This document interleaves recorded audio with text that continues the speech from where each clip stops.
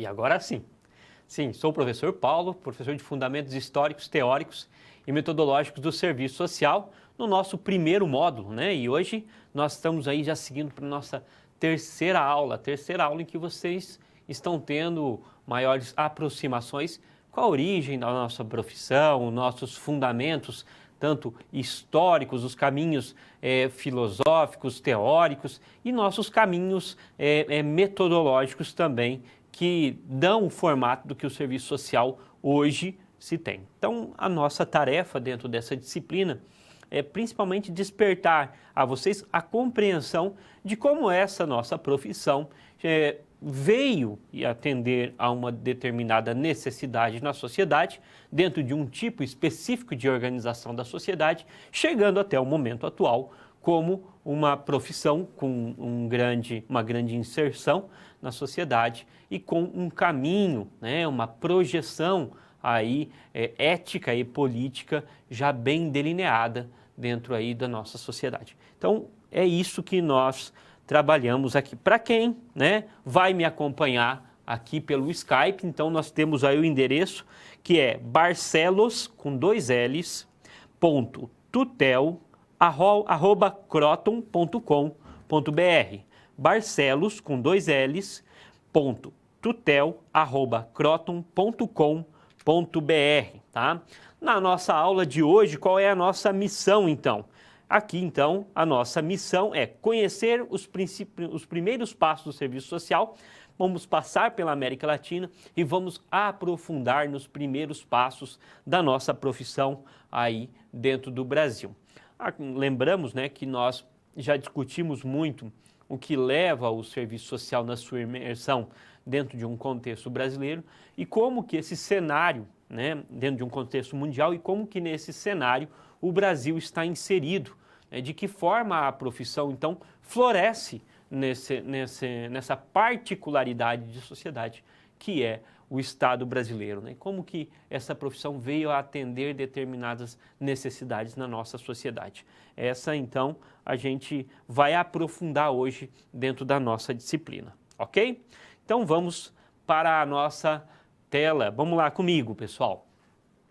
Bom, serviço social na América Latina. Nós vamos compreender que a primeira escola de serviço social na América Latina não é a escola brasileira, né? Vamos ter, o professor já citou, a primeira escola de serviço social no Brasil surge em 1936, no começo, né, do século XX, mas no maior centro industrial e comercial do país, que era São Paulo, né, e que hoje ainda é São Paulo. Mas a primeira experiência no contexto da América Latina, ele vai se dar então aí em 1925. Em 1925 é o que nós vamos ter aí, tá? A primeira experiência da Escola de Serviço Social de Santiago, não é? Então, essa escola, ela vem atender a uma necessidade do capital, tá, no Chile. Ou seja, o Chile apresentava já um bom desenvolvimento de indústria, né, mais aí a década de 1920, e vai se intensificando posteriormente. E esse conteúdo está dentro do livro de vocês, então isso propicia o terreno fértil para a proliferação dessa profissão, visto que o mote principal dessa profissão, do serviço social, era trabalhar essa adequação, né, do trabalhador, do operário, para um novo sistema urbano, né, se antevendo as expressões da questão social, a própria questão social que vai aí tomando vulto nesse país. Então, há a primeira experiência. E também aqui sobre uma influência europeia. O que acontece? Diante desse processo de industrialização cada vez mais acelerado de todo o mundo, e não diferente na América Latina, aqui no início, né, desse processo de industrialização, o Brasil vai sentir esse início mais na década de 1930, tem seus primeiros germes, mas mais se acentua 30, década de 40, 60, enfim, aí nós vamos ter as alterações dos fluxos de vida urbana de vida rural para urbana, então, todo um processo. Aqui, neste caso, nós já vamos encontrar um país com um pouco mais de desenvolvimento industrial, no qual, já em 1924, o governo do Chile já busca algumas medidas para contornar os efeitos dessa concentração urbana, dessa vida fabril, né, desses problemas e dessas expressões que surgem no cotidiano de um processo de industrialização. Tá? O que acontece? Então, esse percursor, que é um médico, ele vai até a Europa, até a Bélgica, se não me engano, até a Bélgica, e vai então se moldar na escola de serviço social de lá e trazer essa escola ou a fórmula dessa escola para o estado do Chile. Tá? E isso vai se dar ali em Santiago do Chile, a primeira escola de serviço social. E ela também vem com iniciativa. A segunda escola vai ser em 1929, mas a primeira em 1925. A primeira vai ter maior incentivo do governo, tá? E ela vai ser como um papel auxiliar do médico, tá? De todo um processo de cuidado mesmo. Isso é a experiência da primeira escola. Já a segunda escola vai trabalhar mais a questão propriamente dita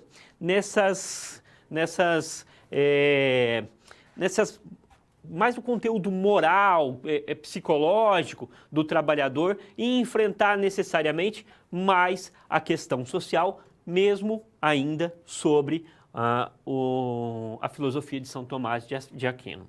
O perfil do ingresso desse, ou seja, qual era o perfil do profissional que entrava nessa escola, né, do educando dessa escola, que eram moças, então, tá, da alta sociedade e que era bem concorrido para se entrar e trabalhar e estudar o serviço social dentro deste processo. O perfil, então, de recondutor da moral católica vai caber muito mais na segunda escola de 1929, então a escola de 1929 tem um processo maior em relação à moral católica e o trabalho auxiliar do médico fica a cabo mais da primeira escola que vem aí no Chile em 1925. E ainda aqui se verifica a falta de uma matriz curricular comum. Então, apenas algumas notas introdutórias para a gente ter ciência, né, de que o serviço social na América Latina não tem no Brasil a sua primeira experiência, mas vai ter a sua primeira experiência justamente no Chile. E o que indica, então, é que lá o terreno da industrialização estava mais desenvolvido e, dessa forma, as expressões da questão social aflorescem muito mais com força e aí há uma iniciativa mais precoce do que a do Brasil.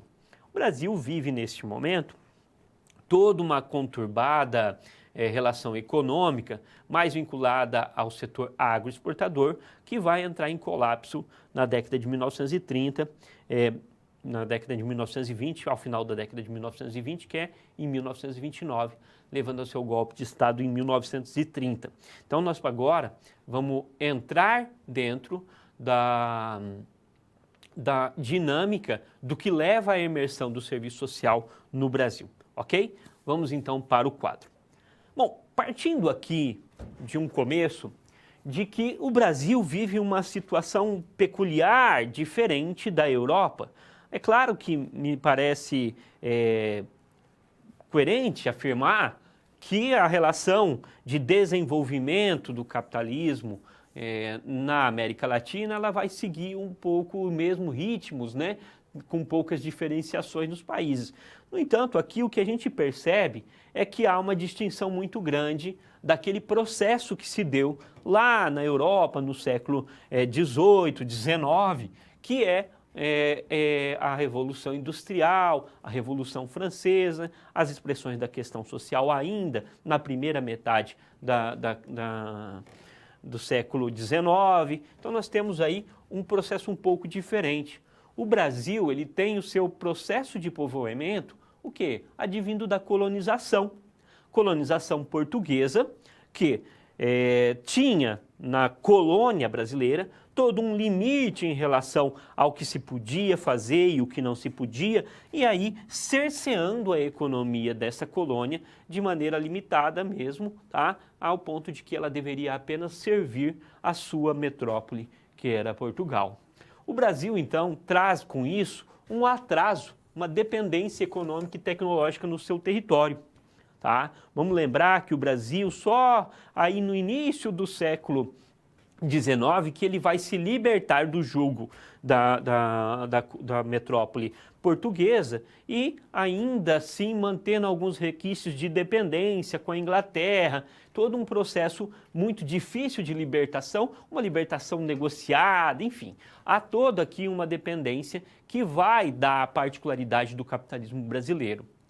O processo de ruptura com essa metrópole da colônia, ela vai vir mais quando a família portuguesa, ela foge então da Europa e vem aqui para o Brasil instalar a sede do reinado português, acaba se deslocando para o Brasil. Isso traz todo um aparato burocrático de Estado que não mais conseguirá viver como colônia após a partida dessa família real. Então nós temos aí algumas características brasileiras que são peculiares. A base econômica aqui no Brasil, ela era dependente do tráfico de escravo, que estava em declínio. Declínio por diferentes situações, diferentes ângulos nós podemos verificar essa questão da escravatura. À medida que o processo de amadurecimento do capital vai ali se desenvolvendo com maior força dentro da Europa, as relações de trabalho elas tendem, né, a ser mais livres. Não é porque alguém aqui, na minha concepção, estava preocupado com a situação do negro. Não, não é isso que se estava em base aqui. O que se estava em base é ferir a lógica econômica que o sistema capitalista agora impunha, que era das relações trabalhistas voltadas ao trabalho assalariado livre e não mais dependente do tráfico de escravos, porque isso criava a forma do consumo também. Então, há uma alteração aqui na base econômica do Brasil, tá? Então, o Brasil vivia, tá, muito da dependência desses escravos e que trabalhavam na lavoura de cana. À medida em que se vai freando esse processo da escravatura, vai se desenvolvendo mais a sul e sudeste a cultura do café. E aí o café é o produto principal do Brasil, mais ao final do século XIX, invertendo então o produto-chave da economia brasileira. Isso traz também com as pressões de abolição da escravatura, traz com as pressões da abolição da escravatura a necessidade de se introduzir umas relações de capital, né, relações capitalistas, de salário, de contrato, enfim. Relações essas que serão introduzidas gradativamente. Então, quando a gente diz que o capitalismo brasileiro ele vai se dando perifericamente, é que se vão conservando as suas relações sociais no modelo capitalista, mas as relações civis, com muita resistência, vão sendo ultrapassadas, com muitas resistências. Veja-se então o sistema que liberta-se do processo da escravatura, que não acolhe competentemente a libertação desses negros e que acaba por importar ou receber um fluxo de imigrante que já estava mais acostumado com a relação salarial da venda da sua mão de obra. E não só isso.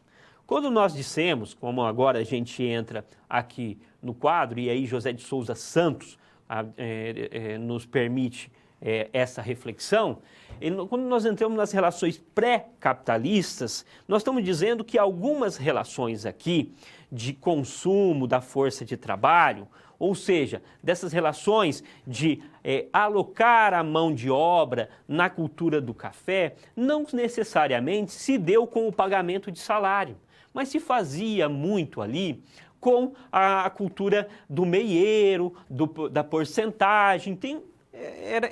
Você vai, trabalha na minha terra e eu te dou uma porcentagem daquilo que você produz. Muito naqueles moldes, não propriamente do feudalismo, mas numa relação de troca, advinda dessas relações mais antigas aqui, tá? Percebe-se ainda que nós vamos ter a Declaração da República Brasileira em 1889. E essa República Brasileira vai conservar assim, o que nós vamos compreender como algumas oligarquias de poder. Lembramos que o Brasil vai ter a sua independência aí no começo do século XIX e vai carecer de um Estado forte, mas vai buscar o seu regionalismo para sustentar a sua autonomia ou a sua independência. Isso eleva a condição, porque o Brasil tem um vasto território, eleva a condição de maior liberdade para esse mandonismo regional, para essas figuras regionais que exercem o comando com o aval do Estado. E aí nós podemos entender o coronelismo, né? Essas relações de títulos dados pelo império, pela própria relação de Estado que se citava naquele momento, para comando da nação. Por quê? Porque os braços do Estado não conseguiam atingir nos mais distantes rincões que se tinha o Estado brasileiro. Então, você tem esse processo aí de regionalização. O que a República Velha, a República de 1889, vai trazer consigo até aí a década de 1929, a década de 1920, chegando aí até 1930, onde vai buscar se interromper isso com um novo modelo de Estado. Então nós vamos ter essa oligarquia dos grandes produtores que buscavam apenas defender os seus interesses. E neste processo, como a professora Rosane já falou, de alternância dessas grandes lideranças econômicas que buscavam o poder, então colocavam o país a seu serviço. O que muito possivelmente a professora Juliana vai abordar com vocês no que nós chamamos de características patrimonialistas do Estado. Que o Brasil é caudatário, com certeza, e até hoje, né, que é tornar o aparelho do Estado a serviço pessoal ou a serviço de um determinado grupo. E aqui nós vamos compreendendo essas características do início do Estado brasileiro. E a República Velha, então, não conseguiu se libertar desses vícios que já vinha do Império Brasileiro, tá? De Portugal e do Império Brasileiro. Então, ao jogo da política do café com leite, que era a alternância de governo, né? Da escolha ou da indicação da escolha de um representante para a nação. Ora, com maior interesse da agropecuária, ora com maior interesse da cultura aí, do café, enfim, tá? Então nós vamos ter aqui distinções e alternância mesmo de interesses, tá? As primeiras proteções, medidas de proteções do Estado brasileiro, ela vai se dar em 1920, 1923. 1923 é a Lei Eloy Chaves. E ela vai ser vinculada com algumas características econômicas. É o que eu costumo dizer, que a política social ela tem uma contraface. Se por um lado ela protege o trabalhador, por outro ela protege o sistema de entrar em colapso. Então ela funciona, a meu ver, e ao entendimento, e sob alguns autores, minha referência, ela funciona como uma dupla face. De um ponto atende às pressões do trabalhador, mas por outro tempo também dá vazão à manutenção de um sistema que por si só apresenta uma contradição inconciliável, né, que é essa guerra de classe.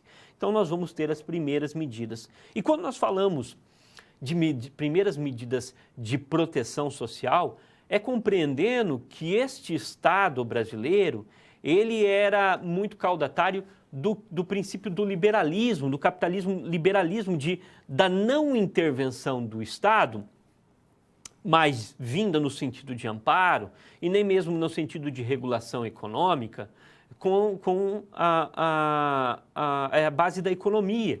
Então, deste modo, o Estado brasileiro, como outros, mas o Estado brasileiro, nós estamos falando do Estado brasileiro aqui, agia diante da questão social, diante das greves, diante da reivindicação de proteção social, com o uso da força. Isso se sustenta até um certo período. Quando há uma massa considerável e a força já não dá mais conta, como vimos na primeira metade do século XIX na Europa, então o governo vai buscar outras estratégias para aplacar as massas e, nesse sentido, coloca algumas intervenções de proteção. A primeira delas, como cito, é a Lei Eloy Chaves, que é uma caixa de aposentadoria, né, caixa de pensões, para uma categoria profissional. Qual era a categoria? O ferroviário. E por que é importante? Porque são eles o elo entre a produção e a exportação. Defendendo o interesse de quem? Do ferroviário? Não, mas é que é uma categoria tão estratégica que, se eles resolverem fazer a greve, e como faziam, eles param o comércio desse produto e leva a prejuízo à burguesia. Então, há uma tática aqui de oferecer proteções a algumas categorias específicas. Começam aí pelo ferroviário, depois vai vir os portuários, enfim, toda uma categoria, todas as categorias que são estratégicas, não por si só, não porque são grupos só, mas porque são estratégicas no econômico. Então, a política social, como vem afirmando, ela faz um processo de contraface. Se por um lado eu protejo, pelo outro eu só o protejo para que o sistema continue a trabalhar como tal, nunca buscando necessariamente o bem-estar. É claro que nós estamos falando de um Estado da década de 1920, do século XX, e o Estado vai se complexificando também ao ponto de chegar hoje mais com um Estado ampliado na teoria de Gramsci, mas que vocês vão ver posteriormente. Então, só para a gente chegar ao âmbito e desenhar esse cenário brasileiro onde vai florescer o serviço social. Vamos comigo ao quadro. Bom, vamos ter então uma crise econômica mundial, uma crise econômica de superprodução. O que é isso? Ora, o mundo produz tanto, mas não consegue vender o que produz. Isso leva à desvalorização de ações e quebra a Bolsa de Nova York em 1929. É claro que essa crise não é de um dia para o outro, ela vem tomando vulto, como veio tomando vulto na principal matéria da economia brasileira. Então a economia brasileira já vinha apresentando déficit, ou seja, né, compra mais do que exporta, tá? Compra mais do que exporta já há algum tempo. Mas para proteger os interesses dessas oligarquias, o Estado brasileiro absorve o custo dessa economia, ou seja, desse produto, e compra esse café por um longo período, até a medida de tentar valorizá-lo. Com o tempo, isso não sustenta, ou seja, ele cria uma bolha que não se sustenta. E o que isso faz? Isso faz uma caída imediata do preço, ao ponto já de tentar queimar o café, enfim, nós vamos ter todo um processo aqui que vai levar um colapso da economia mundial e que afeta o Brasil. Afetando o Brasil, já num processo de insatisfação, vai se ter um golpe, o golpe de 1930, encabeçado por Getúlio Vargas, que entra no poder em 1930 e que só sai em 1945, ou seja, 15 anos de governo. E busca, então, atacar numa outra matriz econômica. Ora, não é só a matriz econômica que está em jogo aqui, é todo um pensamento. Por quê? Porque se cai a maneira de pensar de que o Estado não pode intervir na economia. Se quebra aqui a teoria do dita mão invisível, que regula para um caminhar mais satisfatório da sociedade. E por quê? Porque há prova de que o Estado não intervindo na economia, deixando o livre comércio por aqui, a economia mundial entrou em colapso e todo mundo vai sofrer com isso. Esse final de semana assisti um filme e eu gostaria de recomendá-lo. E ele retrata um pouco as consequências disso nas relações trabalhistas dos Estados Unidos, que naquele momento não se tinha regulação de trabalho. E vinda de uma situação de colapso da economia mundial, a exploração do trabalhador vai se acentuar ainda mais. O nome do filme é Batalha Incerta, ele é de 2017, então retrata um pouco desse movimento do sindicalismo comunista, e das suas estratégias em busca de se pagar o salário devido daquilo que é combinado ao trabalhador. Então, uma dica que dá para vocês compreenderem com os próprios olhos mesmo essa relação. Então, Batalha Incerta é um filme que eu gostei muito, tá? E aí eu indico a vocês, porque é mais do que apenas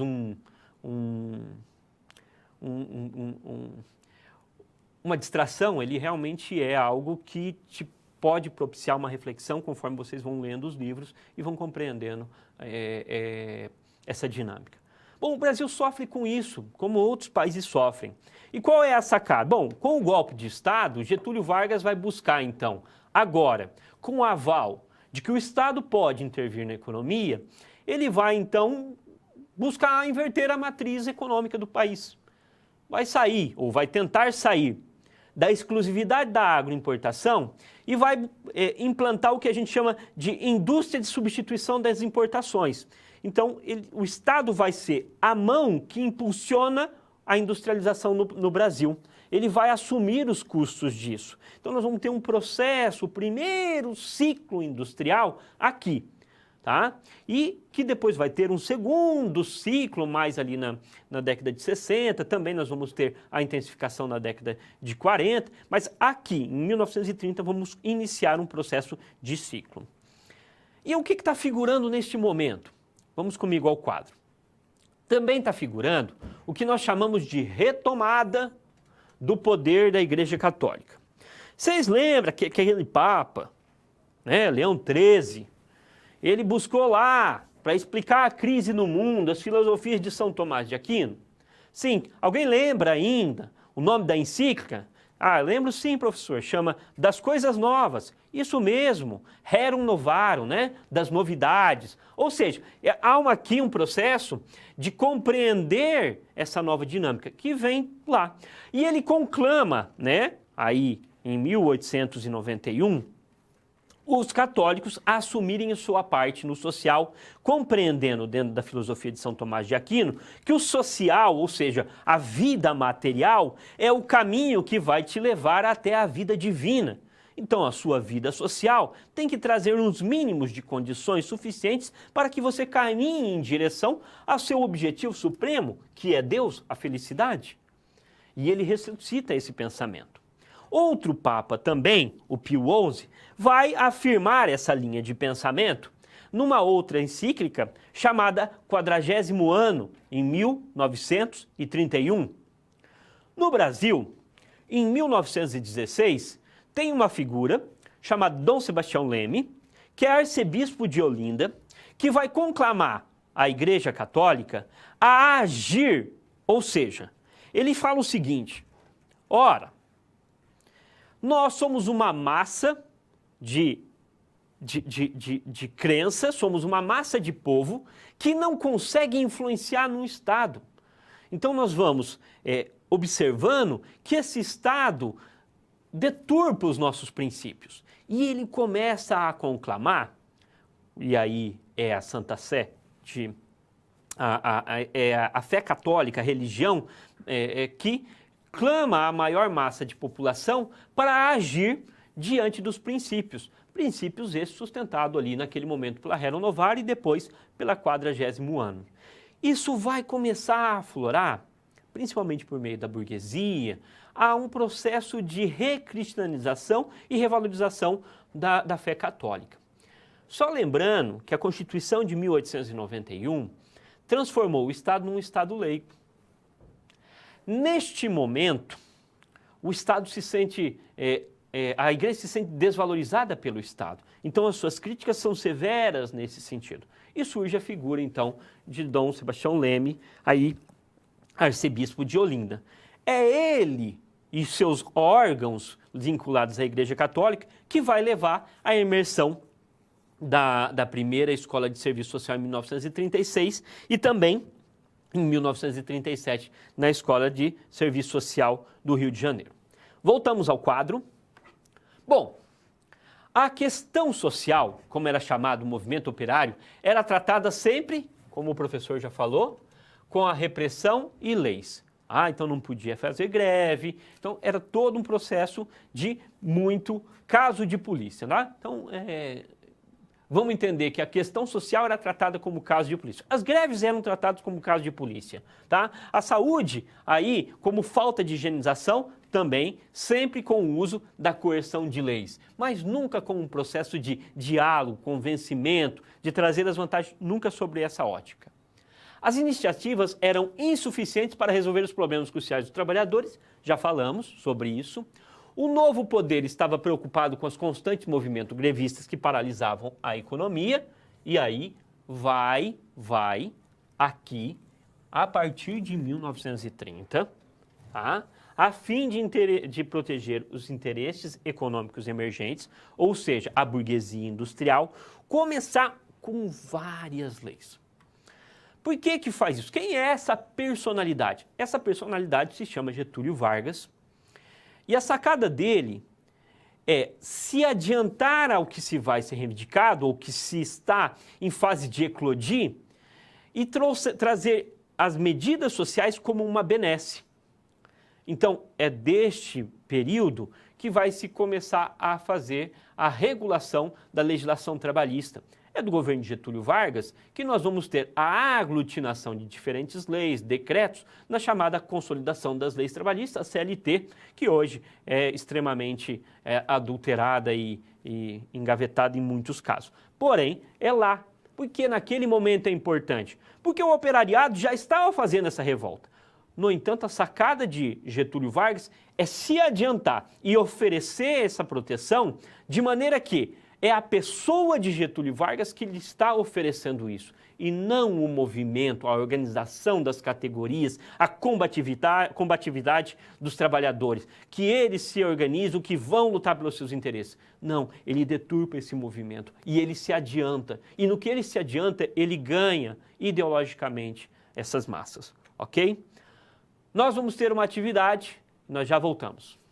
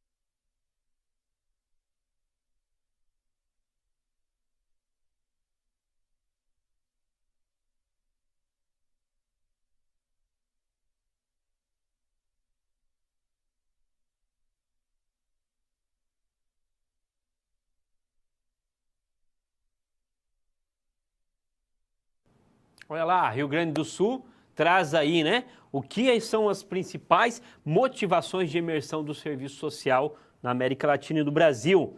E 3 passos coloca a falta de emprego, renda, moradia, condições mínimas de vida, devido a industrializações, muitos trabalhadores sem emprego, necessidade de novas formas de intervenção com o público. Parou? Ó, necessidade de novas intervenções para o público. Não é que o governo estava preocupado com essa condição de vida do trabalhador. Estava preocupado com que o risco da exposição dessa condição de vida poderia representar aos seus interesses. É diferente. Nós temos que olhar que esse efeito, ele tem uma causa. E essa causa, tá, pode levar à rebeldia e à subversão, como diz na linguagem mais popular, aqueles mais combatentes. Então, o Estado não está preocupado. A população sempre teve miserável. O que ele quer é evitar o perigo, tá, do caos, do comunismo, do socialismo, da anarquia. Então o serviço social vai para trabalhar as mentes, porque a exposição sobre isso prejudica tanto a acumulação capitalista quanto propriamente o seu sistema. É isso que leva à razão do serviço social. Isso aliado à fé católica, que tinha naquele interesse um capitalismo mais harmônico, né? Mas somos caudatários no serviço social de uma teoria que compreende que o capitalismo ele tem classes que são antagônicas por si só. E a sociedade formada em classes antagônicas nesse sentido, ela não prospera com a satisfação para todos. Então, isso deve ser alterado. Então, não é o pensamento da fé católica naquele momento. O pensamento é o pensamento de um capitalismo mais humanizado, mas que continua a explorar o ser humano, que continua a retirar-lhe aquilo que é seu produto, o seu tempo. Só não pode ser com tamanha exploração como o liberalismo colocou. Então, entendeu por que a filosofia e a fé católica, ela tem um pensamento conservador, ou seja, de conservar determinados aspectos? Eu gostaria de falar mais contribuições, mas é importante que a gente faça a reflexão com vocês. Depois, então, nós vamos continuar fazendo outras reflexões. Eu vi que Chapecó mandou, Minas Gerais mandou. Eu agradeço, mas vão na mesma linha, o Chapecó um pouco diferente. Bacana, tá, pessoal? Minas Gerais um pouco diferente também, ok? Então, agradeço e vamos para frente que nós temos matéria ainda, pessoal. Vamos lá, para o nosso quadro. Bom, ele terá, então, essa imersão em consonância com a intensificação do processo de industrialização e manifestação da questão social. Tá? Há um tempo atrás, passavam numa rede de televisão, uma grande rede de televisão, algumas novelas que mostravam esse processo do fluxo imigratório, da cultura do café, do gado, enfim, e sobre esses movimentos sindicais que lutavam. E eles vinham todos também de influência mais europeia. Por quê? Porque já lá na Europa já tinha um sistema capitalista mais amadurecido. E isso deflagra, então, a dita questão social no Brasil, que vai atingir o Brasil na década de 1930. A repressão para conter essa manifestação da questão social, certo? Sempre foi essa, mas chegou um determinado momento a necessidade de novas intervenções para além da força. E aparece aqui, diferente de outros países, a figura de Getúlio Vargas, que se adianta a esse processo. O serviço social vai ser infiltrado e vai se aliar a esse Estado, tá? Por meio da fé católica, tá? Que vem, então, com o combate a ideologias perigosas como o comunismo. E por que a igreja é contrária ao comunismo naquele momento? Porque o comunismo coloca que a religião é algo que aliena, que retira o homem do seu pensamento sobre a sua vida real e que transfigura ele para uma outra realidade aquém do material. Então, ele entende que a religião é o que aliena, é o ópio do povo. Como é que nós vamos defender uma teoria que é contrária à nossa própria existência? Então, não dá para pensar dessa forma. Então, por isso, ela é contrária. E ela compreendia que aquele cenário do início da industrialização, 1920, 1915, por aí, começava a aflorar dentro dos movimentos operários essas ideologias. Então, ele era contrário. Se a Constituição de 1891 colocou o Estado leigo, a Constituição de 1934, com Getúlio Vargas, buscando mudar essa matriz econômica, colocar a industrialização, trazer uma vida mais urbana, vai precisar de apoio e vai buscar esse apoio também na Igreja Católica. E ele vai colocar a religião católica como a religião oficial do Estado brasileiro. Percebeu a influência? Em 1934, o Estado brasileiro terá uma religião oficial colocada na sua Constituição, antes abolida e agora como novamente a Igreja entra no centro do poder com o governo de Getúlio Vargas. Bom, vamos então ao nosso quadro. A intervenção se dará para além da assistência dos desvalidos, com foco na classe trabalhadora. Então, trabalhando as mentes do operariado para essa nova adaptação. Lembramos aqui que é um processo de êxodo rural, ou seja, as pessoas vão sair do campo, vão começar a ocupar a vida urbana com a promessa de uma vida melhor. Tá? Só que a dinâmica da vida urbana é diferente da dinâmica do campo e há necessidade desses trabalhadores. A Igreja Católica, advindo dessa busca de retomada do seu poder, não só no Brasil, mas no mundo, vem trazer o que nós chamamos de ação católica. Tá? E aqui no Brasil, mais aí depois de 1916, com Dom Sebastião Lemes, começa a aflorar diferentes organizações que buscam reforçar essa força mesmo do leigo. Lembrando que o quadro de religiosos da fé católica já se encontrava em defasagem. Então se apela à necessidade do leigo trabalhar com semanas de estudos sociais, né? Semanas que vão defender a doutrina social da igreja, os seus princípios e entrar na mente desses jovens, desses operários. Começa assim a juventude católica, a juventude operária católica, a juventude, a JEC, que é a Juventude Estudantil Católica, a Juventude Feminina Católica, a Juventude Universitária Católica, todo um processo aqui que vai fazer parte da ação social católica, entrando com ciclos de estudos, com semanas sociais, enfim, vai trazer e disseminar nesses núcleos a fé e o princípio católico, ok? Isso aqui, década de 1920 em diante, chegando a 1930, 34.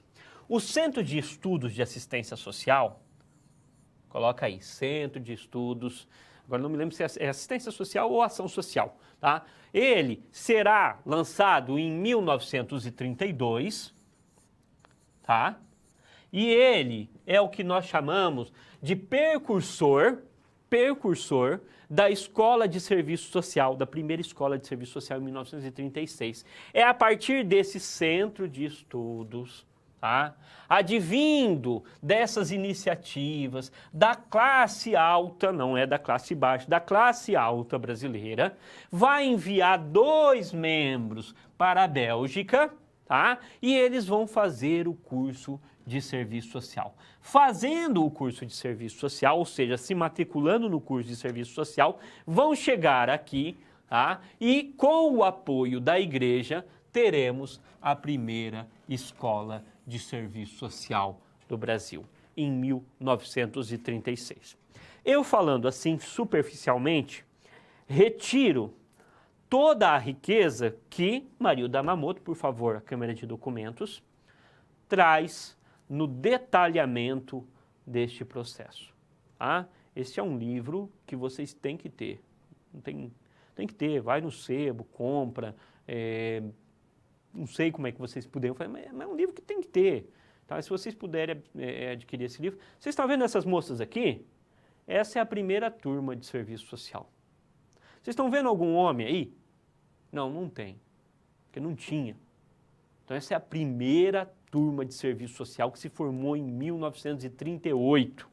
Em 1938, tá? Então nós temos aqui esse livro que traz um registro fiel sobre esse processo, aí com diferentes partes. Outro que também é muito bom é aqui, ó, Maria Lúcia Martinelli.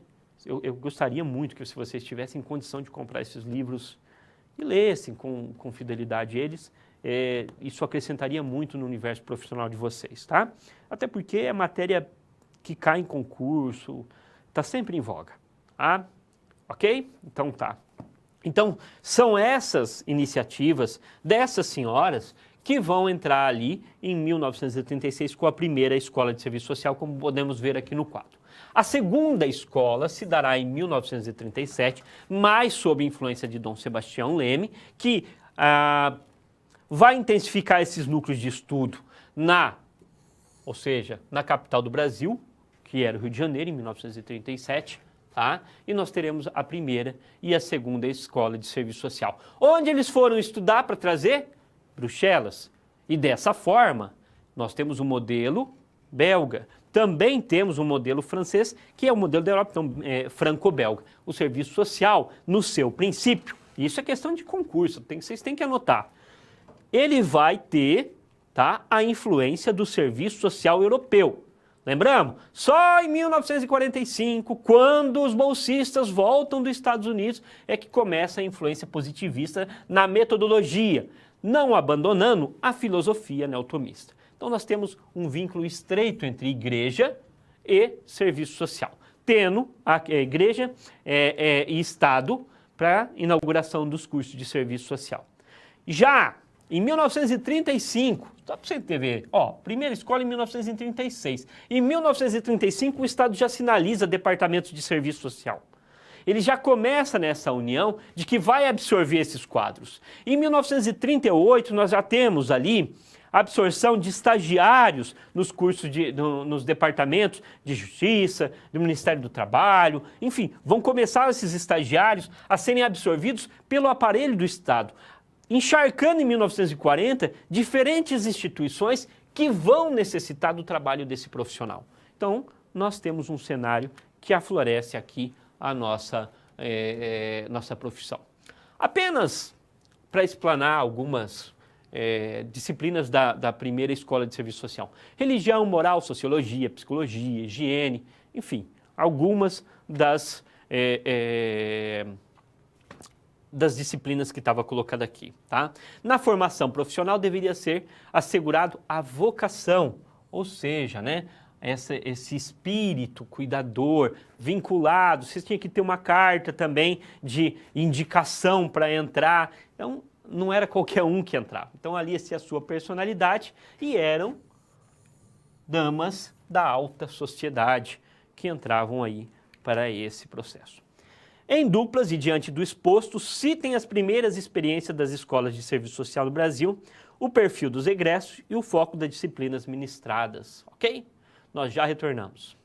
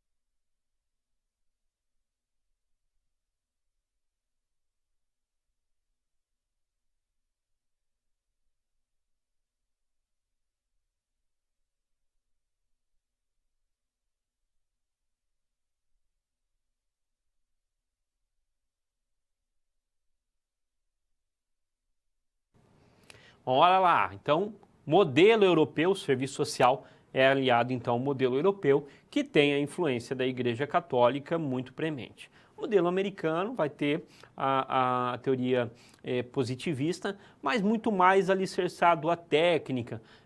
Lembra da incidência de Mary Richmond, né? Que desenvolve o serviço social de caso, enfim. O serviço social brasileiro vai ser contaminado por isso do meio da década de 40 para frente.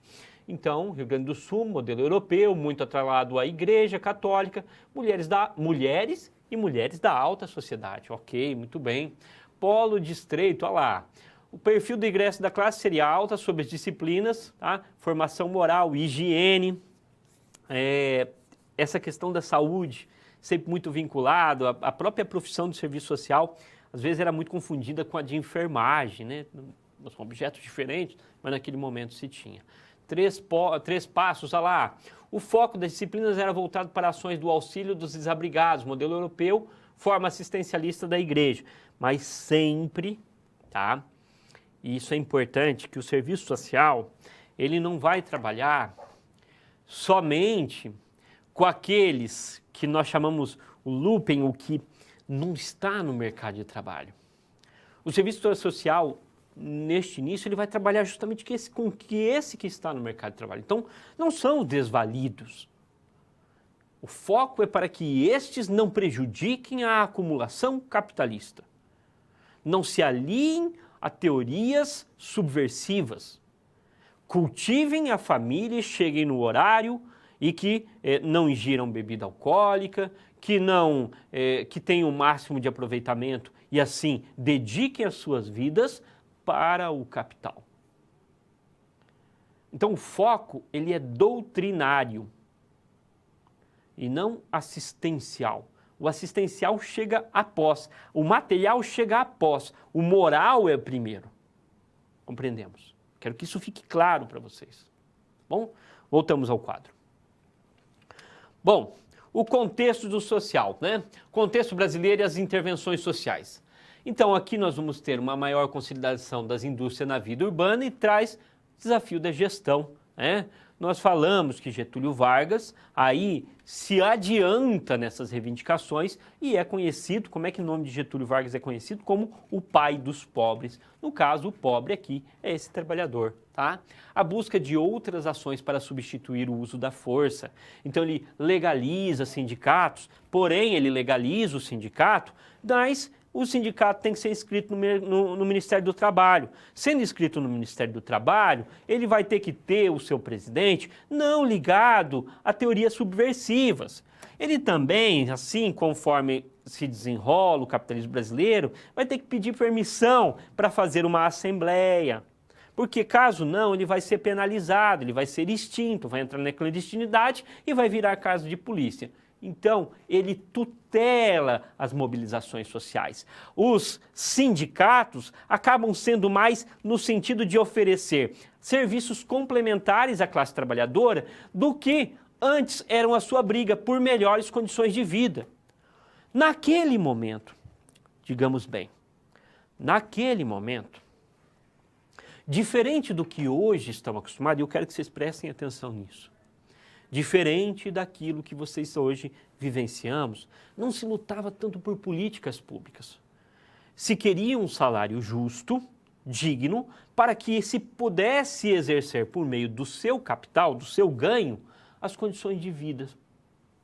Essa era a principal luta dos sindicatos. O que Getúlio faz?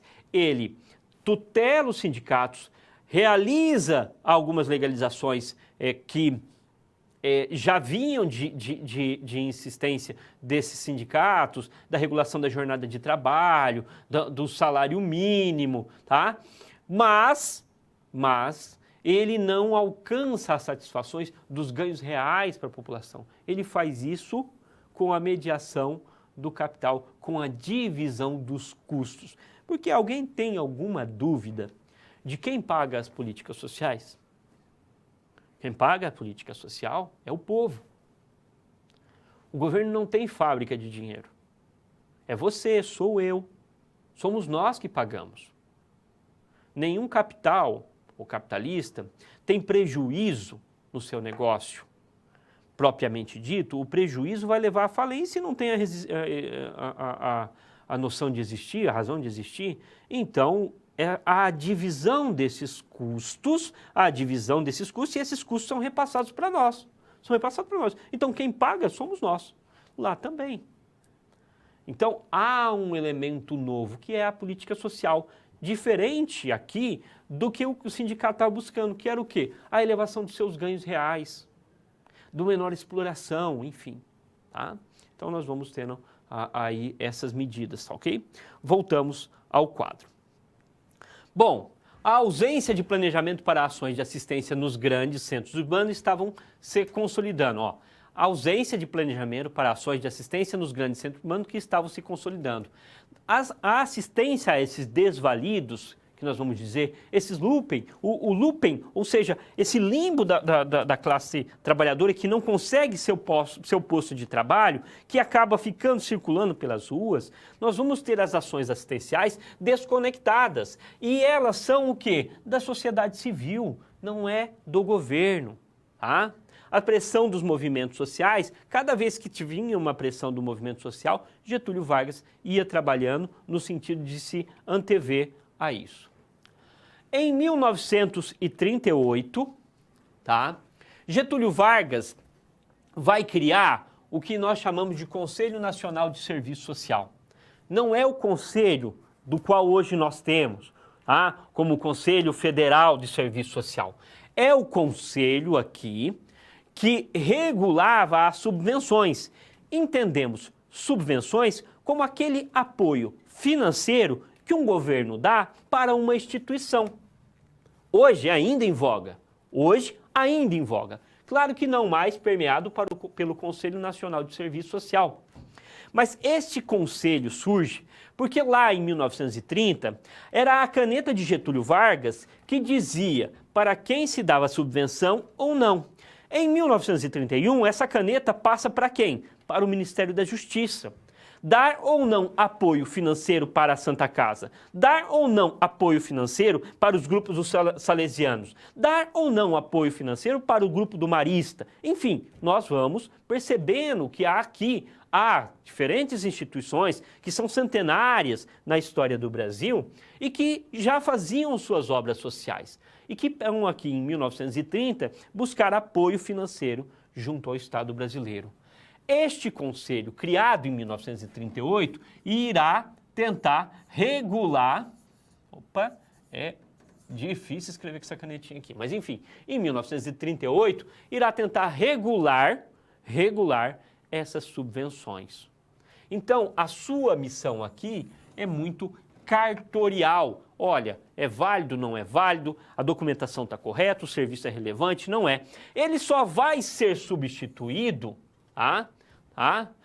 em 1993 pelo Conselho Nacional de Assistência Social. Isso quer dizer o quê? Por que o professor traz isso aí, professor? Está perdido isso aí no meio das nossas lâminas? Não. A senhora Estela de Faro, que foi uma das fundadoras da Escola de Serviço Social do Rio de Janeiro, vai fazer parte deste conselho.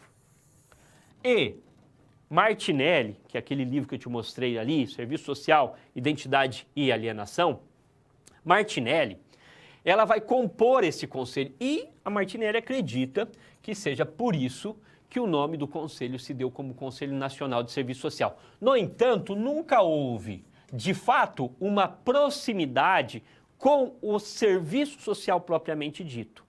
Há aqui o apoio e a negação da assistência social do Estado propriamente dito. Ele só vai dar o apoio financeiro, mas chamar para a sua responsabilidade só em 1988 e depois em 1993 por meio da Lei Orgânica de Assistência Social. Eu vou dar uma aula para vocês de seminário que falarei sobre a política de assistência social e a sua história. Nós vamos chegar até a Lei Orgânica de Assistência Social. Espero que vocês estejam, enfim.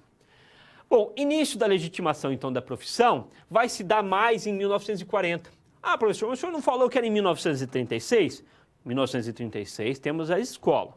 Essas escolas se legitimam e depois, na década de 1940, vai começar a aflorar com maior incidência diferentes instituições que vão absorver os quadros dos assistentes sociais.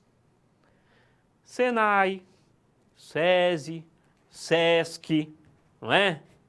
Fundação Leão XIII, diferentes instituições que vão absorver o trabalho do assistente social. Opa! Essa profissão se legitimou e conseguiu o seu lugar na divisão social e técnica do trabalho brasileiro. Ela se instituiu, ela teve um curso de formação e ela assume postos de trabalho significativos à medida em que o Estado vai incentivando e criando organizações para a absorção dos seus quadros profissionais. O serviço social toma vulto aqui, como um instrumento moral, ideológico e assistencial, de racionalização, ou seja, de buscar regrar os gastos com o social. Então, o serviço social vem desse processo. Então, professor, mas eu pensava que o serviço social queria ajudar, né? Eu também entrei no curso assim. No entanto, nossa profissão tem uma história. A história nasce dessa forma. E com o tempo ela vai se metamorfoseando, como disse, vocês verão em Fundamentos 3, o germe, né, que vai dar um tom mais crítico à nossa profissão, assumindo uma projeção crítica em 1996. Voltamos ao quadro. Bom, nós vimos que a Previdência Social também vai ser uma das primeiras áreas de atuação do serviço social no setor público. Tem uma coisa aqui que eu quero chamar a atenção para vocês. Essa LBA foi extinta quando nós tivemos um escândalo de corrupção bem grande envolvendo a esposa de um presidente. Então, a LBA foi extinta, tá? Mas em 1942, ela surge para quê? Ó, questão de prova, hein, gente? Isso é certeza que vai cair numa questão de vocês. Então, já anota aí. Ela surge, ou ela emerge, ela tem a sua criação em 1942. Para quê? Para auxiliar o esforço de guerra, para dar assistência àqueles pracinhas que foram para a Segunda Guerra Mundial. Tá rolando uma Segunda Guerra Mundial? Tá rolando uma Segunda Guerra Mundial em 1940. Isso vai impulsionar a indústria brasileira. O Brasil, em 1942, cria a Legião Brasileira de Assistência Social, que é um esteio para dar maior vazão ideológica a um ditador, que é Getúlio Vargas, que se iniciou na sua gestão em 1930 e que vai terminar em 1945 e depois voltar por meio do voto na década de 50.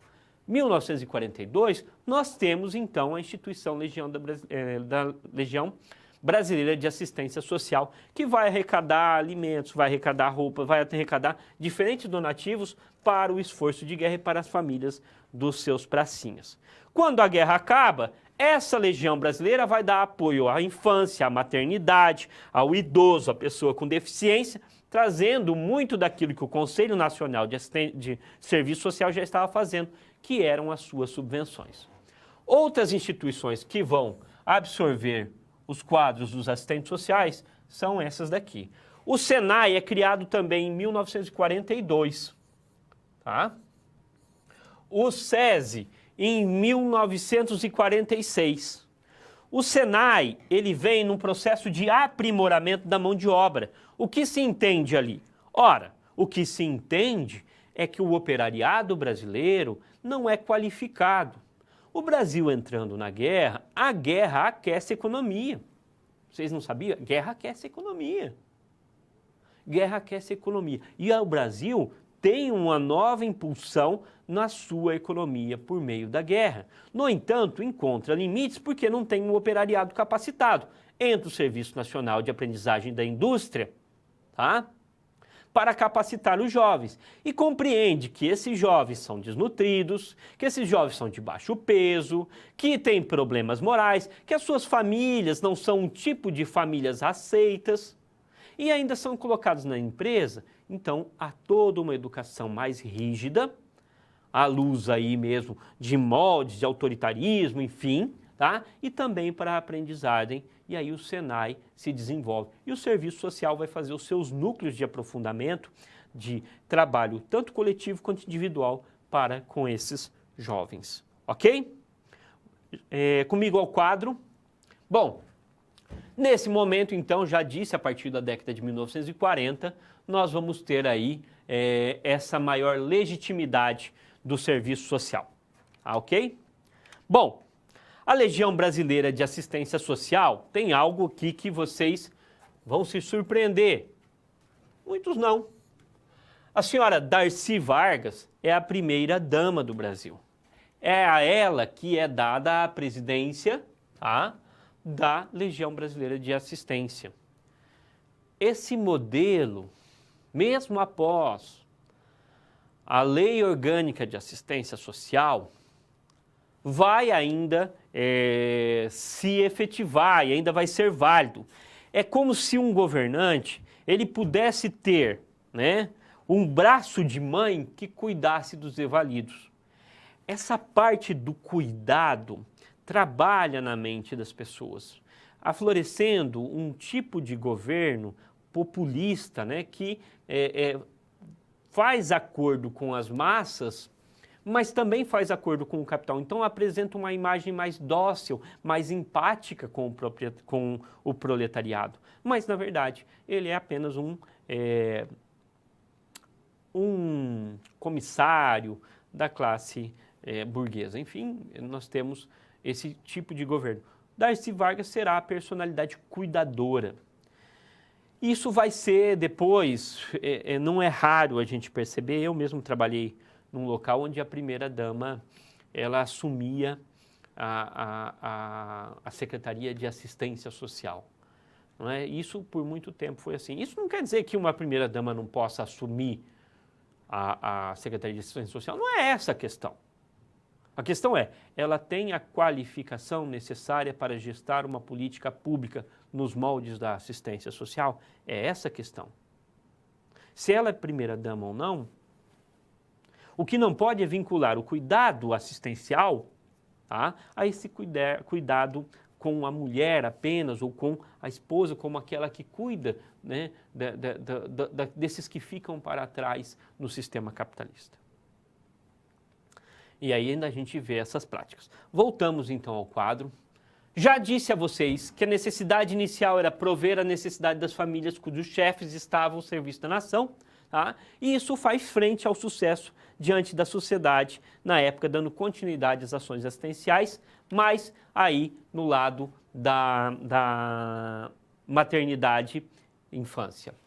Nós vamos ter, então, o Estado apela para o sentimento da união, da solidariedade do povo brasileiro e lança uma campanha propagandista que busca ganhar o apoio da população por meio do esforço de guerra. Isso é guerra ideológica, né? Essa empatia. Política paternalista, a LBA é vista como um órgão que faz o bem, que presta ajuda aos necessitados. Órgão benevolente, chefiado pela primeira-dama, que permite ao presidente e aos governadores do Estado estenderem as suas mãos sobre os pobres, dando vazão ao dito populismo. Alguma coisa diferente do que eu falei? Nada, né? Ok. Nós vamos entrar agora, só passar, para dizer que o primeiro código do Serviço Social é datado de 1947, Código de 1947. Do qual os princípios neotomistas estão bem declarados lá. O serviço ao bem comum, a dignidade da pessoa humana. Tudo. Então, só quero sinalizar que o nosso código é dessa primeira década, um pouquinho, né? Já que entrando na segunda década, que é de 1936 a primeira escola, 1937 entra já na segunda década, né? Da nossa experiência profissional no Brasil. E ele, então, vai trazer aí os fundamentos filosóficos vinculados ao neotomismo. A lâmina nossa, como pode colocar aqui, é basicamente isso, tá? Então, com fortes dogmas católicos de conceitos morais, em 29 de setembro de 1947, a Associação Brasileira de Assistentes Sociais, a ABAS, extinta ABAS, traz o primeiro código de ética do assistente social. Com fundamento filosófico, o Código de Ética de 1947 estava impregnado da doutrina da Igreja Católica, sobretudo os princípios morais e éticos, extremamente vinculados ao conceito de uma conduta profissional, de se fazer o bem e evitar o mal. Tem até um código de conduta, que eu não vou trazer para vocês, isso é mais matéria de ética, que afirma isso. Nós temos uma atividade e logo nós terminamos para fazer a nossa conclusão. Até daqui a pouco.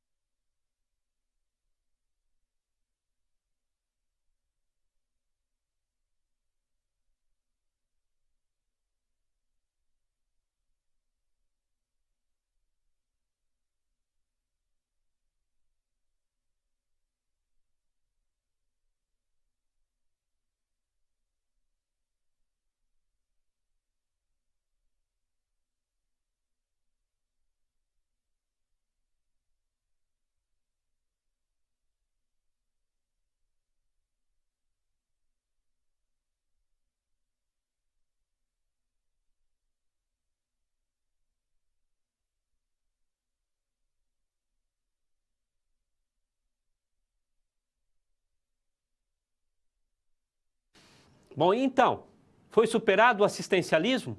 Quando colocamos o assistencialismo, é uma medida de ajuda desconfigurada da questão do direito. Entendemos hoje que o sistema capitalista, ele traz contradições que exigem uma prestação de direito do Estado. Já que todos nós pagamos para viver neste Estado, o Estado devolve por meio de serviços, ou seja, eu mesmo pago o meu serviço com todo o restante da população. Então, o assistencialismo é diferente. Eu me reverto de uma ajuda. Não existe ajuda em política pública. Existe direito. Ajuda você faz na sua casa. Na política pública, você usa direito. Bom, enfim. Ah lá. A aluna Daniela refere-se que ainda existe, sobretudo em práticas politiqueiras. Há muito pouco tempo atrás, a gente falava das campanhas das próteses dentárias, das camisetas, não é? Das cestas básicas, que não é que sou contra a cesta básica, não é essa a questão. É que ela, às vezes, é utilizada como meio de voto, ok? Então, uma pergunta, eu vi há pouco esse aí do chat, sobre a atuação da LBA, da Legião Brasileira de Assistência. Ela vem e confessa a total desproteção do Estado frente aos seus esforços de guerra, às suas camadas trabalhadoras e até mesmo ao seu exército, quando ele apela para uma campanha de guerra, arrecadar junto com a sociedade civil donativos para entregar para familiares e para mandar para a guerra. Então, há todo um convencimento de solidariedade para dar melhores condições de vida a essas famílias, daqueles esforços, e também para os soldados. Campanha da bandagem, enfim, das faixas, e nós vamos ter diferentes postos de coleta desses produtos que eram enviados para eles e para as famílias deles. Ok? Depois, a atuação da LBA, ela vai congregar como uma grande instituição que vai oferecer subvenções, apoio financeiros para a infância, maternidade, tudo, mas nunca por ela propriamente dita. Então o Estado se esquiva, ele passa para um terceiro fazer. E hoje é a crítica do serviço social sobre o terceiro setor. Até que ponto o Estado deve fazer por si só ou apoiar as instituições que fazem por ele? E aí é outro contexto, numa outra aula a gente entra. Espero que vocês tenham gostado. Não tem outro jeito, pessoal, depois vocês vão ficar bravos comigo. Leiam o livro e recorram a bibliografias complementares, tais como eu trouxe aqui. Um grande abraço e até a próxima.